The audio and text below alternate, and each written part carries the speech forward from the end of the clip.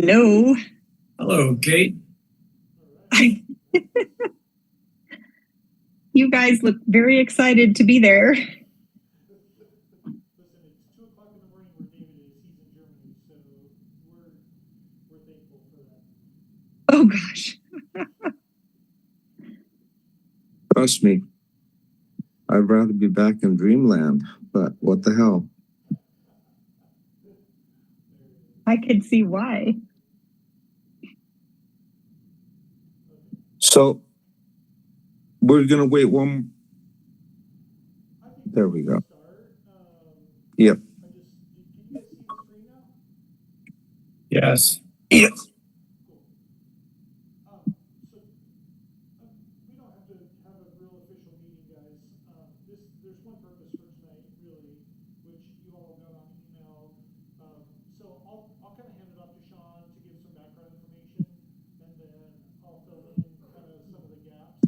And I'll flip to page 35 is kind of the one we're looking at, I think. So, is that okay, Sean? Yeah, that works for me. Yeah, so thanks everybody for making it to this special, summer meeting. The reason we're here is the Grand Ron Gravity, a local nonprofit, completed phase 1 of a Travel Oregon grant program, and the application. So phase 2, we can potentially get $100,000 to put towards a new park, and the application for that is due at the beginning of September, and so we got to get moving on that if we are going to proceed. The park we want to build is the dirt jump park we've been talking about, or that's come up, and the 100,000, as you can kind of see on the screen, a quarter of, or a fifth of it would go towards, or roughly a fifth of it would go towards designing the new park, and then the majority of the money would be put towards construction. And the way we're thinking about it is that most of that would go towards site prep, which includes fixing the parking issues over by the ball fields. So just to back up here to answer Bob's question.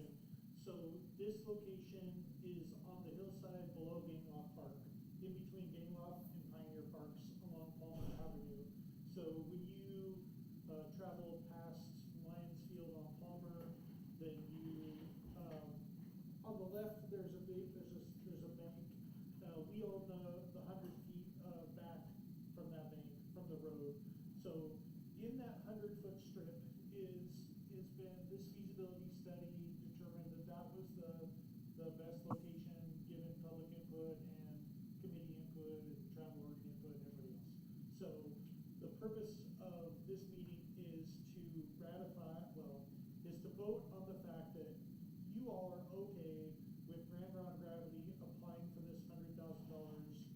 Would it be on behalf of the city, or did we decide that Grand Ron Gravity would be the one that would receive the money, Sean? I think we're going to receive the money, and then I assume we'll just be passing off most of it to you for the parking, or to pay for that stuff. But yeah. Parking issue, since it's such a pinch point right there between the ball fields and the bank, one of the primary issues is to engineer and build some parking structure at the base of that hillside, so it can alleviate the parking and traffic issue. So if you envision diagonal parking on both sides of that street, then you would, with some sort of retaining wall built into that, and then above that there'd be some sort of a handicap ramp to get up to the actual track and to be accessible. The bathrooms are already there, they're accessible. It's across the street at the park, but it's still really close by, so I don't think we need to worry about building restrooms. And then really the dirt track construction would be on the other side of the parking, to the, what would that be, north, to the west. Okay, I have a question. Yep.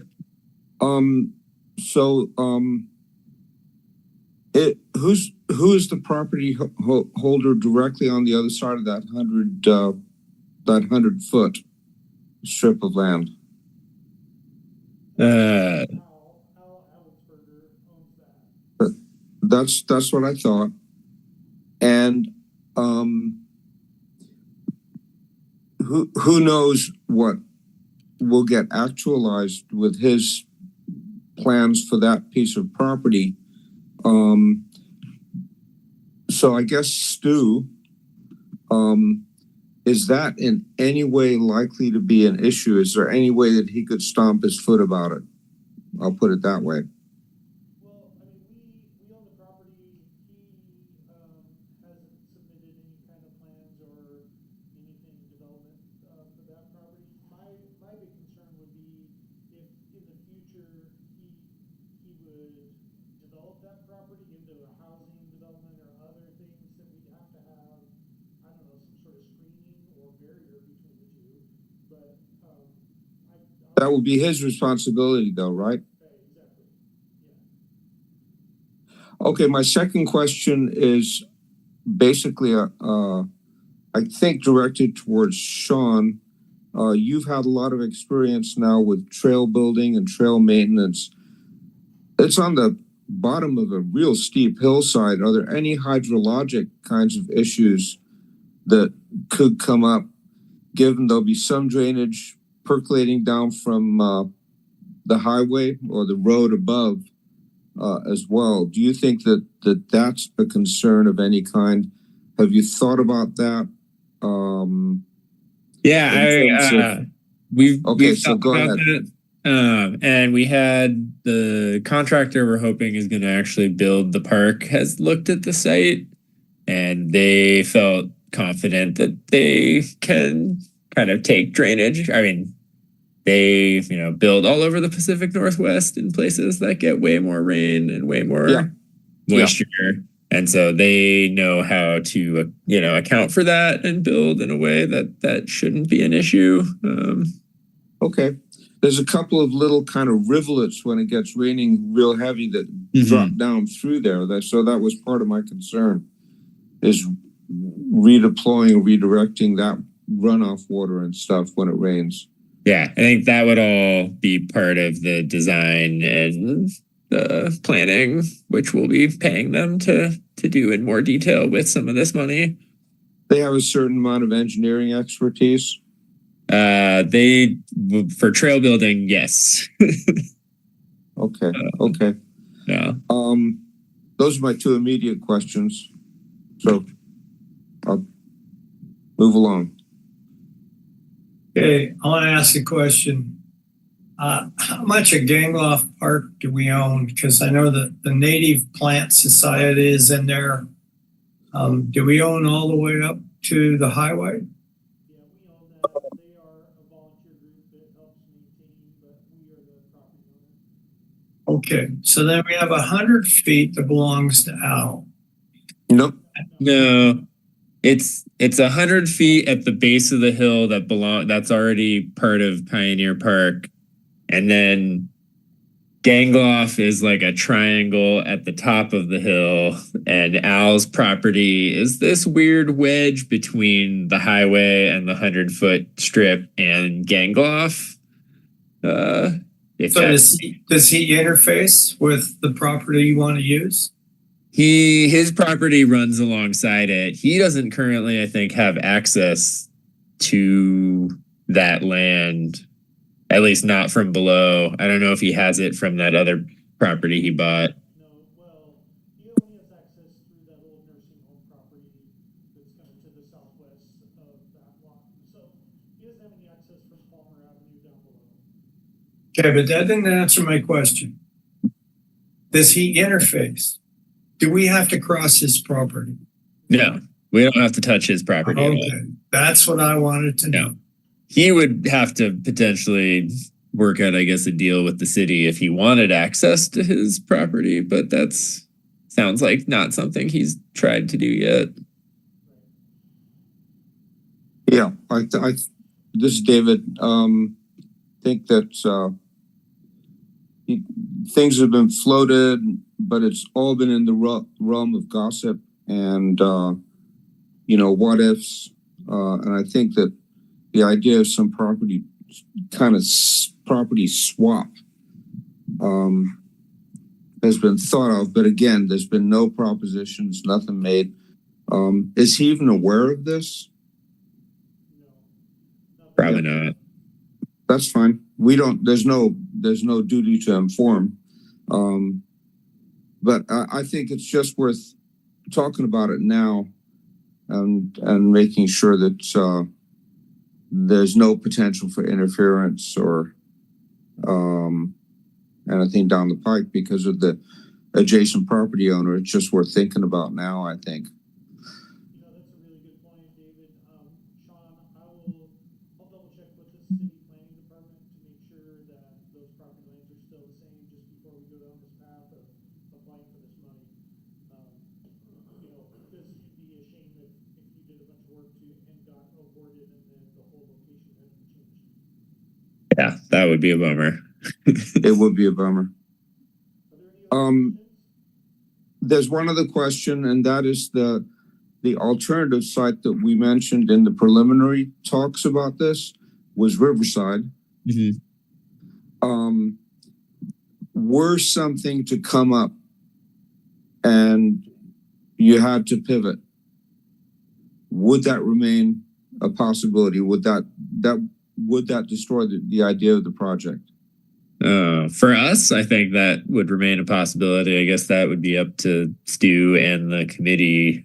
I mean, as a backup, it definitely is a viable site, but the community seems to overwhelmingly prefer having it near part of Pioneer, if at all possible.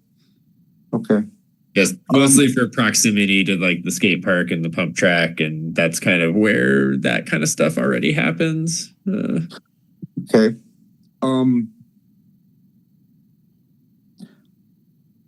Okay. But when you say the community, who do you mean? Like people who came to the meeting we had at Side A, whenever, I can't remember when that was. On the 21st of May. Yeah, there you go. Okay.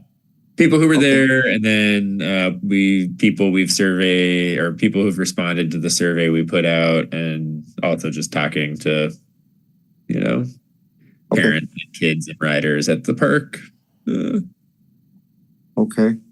And another, I don't mean to be kind of dominating this, but these are all questions that are, I think, worth addressing. There's no possibility of folks parking in the parking lot uphill, a gangloff, and then riding down through that open space to a jump track. I think people will do that, or like I definitely can see that happening, but I've seen now how crazy it is when baseball's going on there, and totally understand Stu's concerns with just adding more activity to that area. So fixing the parking below, I think, is just addressing that. I'm thinking that the native plants folks will get up in arms if they have bike traffic going through the area that they've curated and taken care of for a long time. And that's a pretty valid concern, right? That's true. I think there already is some bike I mean, there's like all the trails that people walk through there, and I know people who ride bikes down those trails. I think as a part of this design process, there's going to have to be outreach to the property owner and to the Native Plant Society, and we need to have a conversation about including whether it's some sort of fencing or barrier where people can't do that, because you're right, David, people potentially just, because it'll be more fun potentially to ride down the hill and then enter, so you got kind of a safety hazard there with cross traffic potentially. As I understand the lines, that there's a start and finish,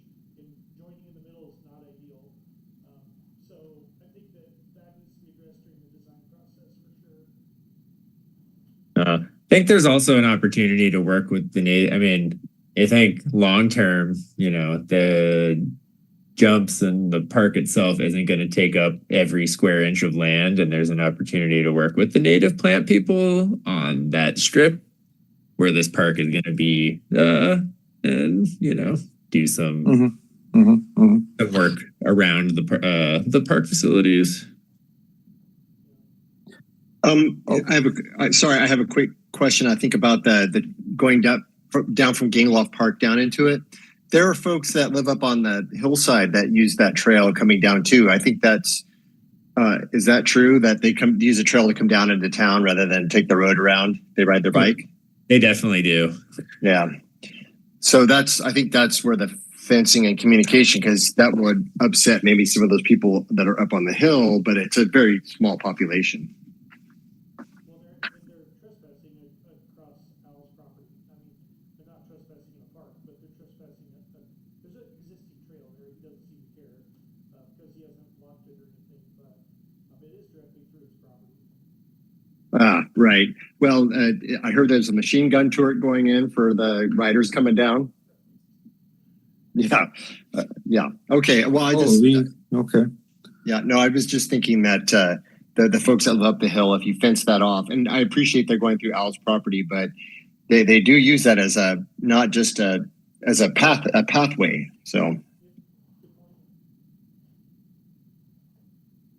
This would potentially give those people a legal route also, if there is, if they can get from Gangloff into this park, which I guess they'd have to trespass a little bit since they don't technically connect. I think at the very north end, they might connect. At the very north end of Gangloff Park. Not quite. Okay. Yeah, it's like 4 feet. It's really annoying. Yeah. Yeah, okay.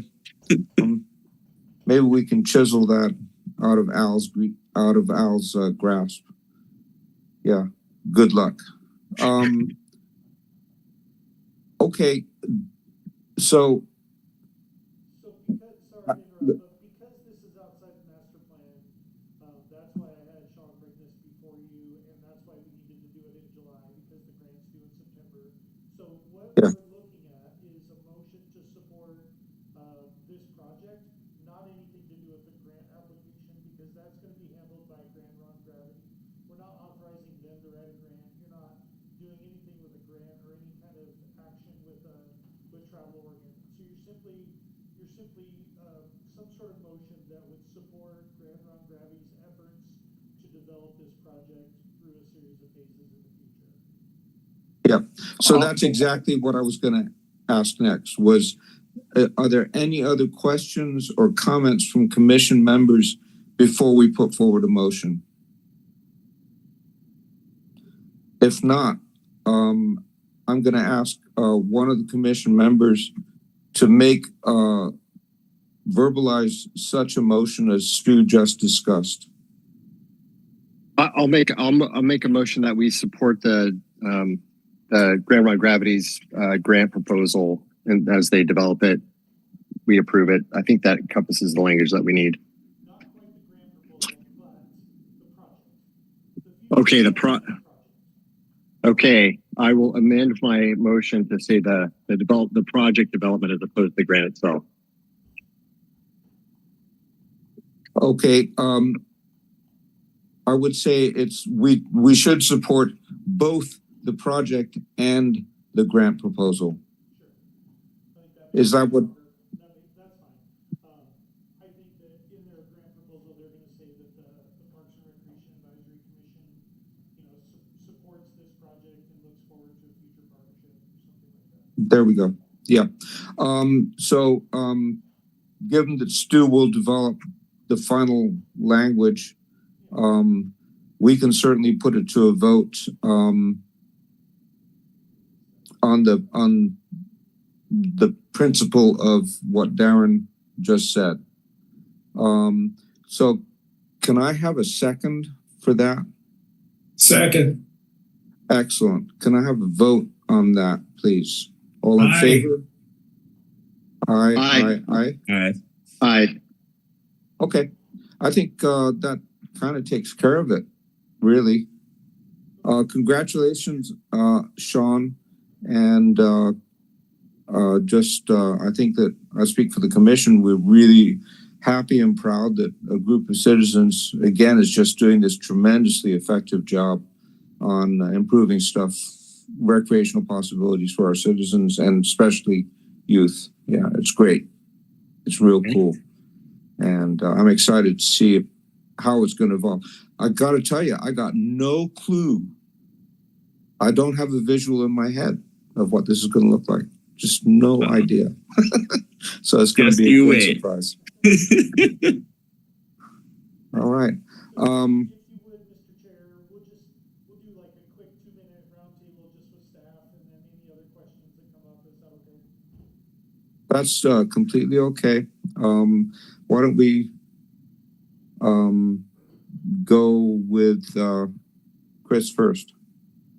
All right, yeah, summer's off and rolling. We're already halfway through summer camps. We have a couple specialty camps. One that's already done. We have rock climbing this week up at the field house at UU. And then we'll have our survival camp next week where we're partnering with search and rescue and they'll teach the kids, survival techniques.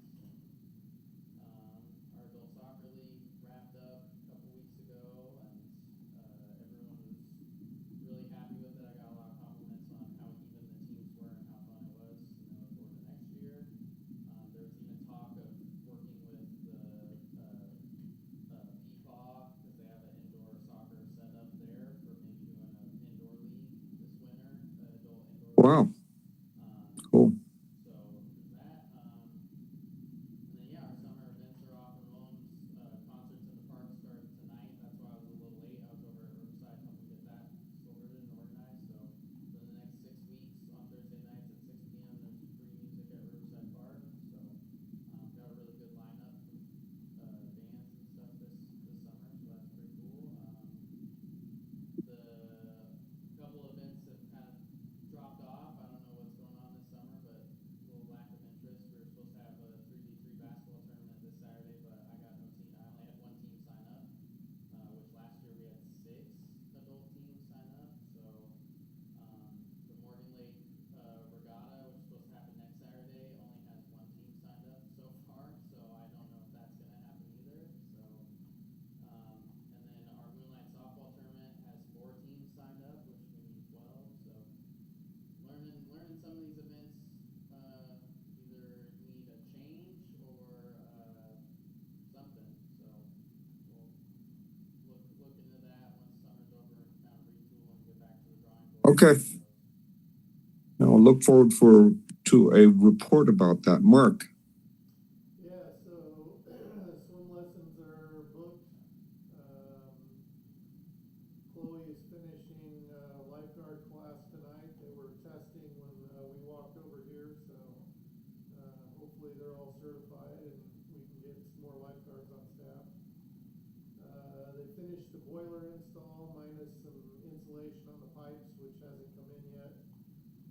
But boiler is all in and running, so we're good to go there. Thanks, Mark. Stu, and give me a little verbal description of how the ribbon cutting went, because I missed it. Yeah, there's good Facebook videos. I'll send you a couple links. You can watch them during the daylight hours. So Okay. it was a blast. There was over 100 kids there. We had the fence up around the park, and then we strung a ribbon across 30 or so feet of it. And then I did my little speech and thank yous. We called up the sponsors and called up the donors for thank yous, and then cut the ribbon. And this one girl cracked me up. She was like in a sprinter's stance, and she was like, "Stop talking! I want to go play." So it's pretty cute, and they were really excited. Kate was there. Do you have any comments, Kate? I was impressed by how many people were there. So and how many kids that equipment could handle. And you, Stu, you and I were talking about, and you were like, the old equipment could not have handled that volume of children at one time. So I don't know if there will ever be that many children at one time again, but it was it was pretty inspiring. I well done, everybody who worked on that. So It was the Cool. point. The capacity on that new playground is, I don't know, more than 2 times the old one. So people don't really realize that the old one had real limitations with its narrow pathways and limited amenities, but this one, it's all over the place. So huge congratulations on that to everybody who helped with that. These two included with me, they did a lot of time out there that isn't in their job description. So that's a pretty big deal. And then the Little League tournament where we hosted 44 teams, there were thousands of people through the park, was happening about the same time. Pioneer Park survived, and Little League did a great job cleaning bathrooms and helping with garbage. Great partnership with them.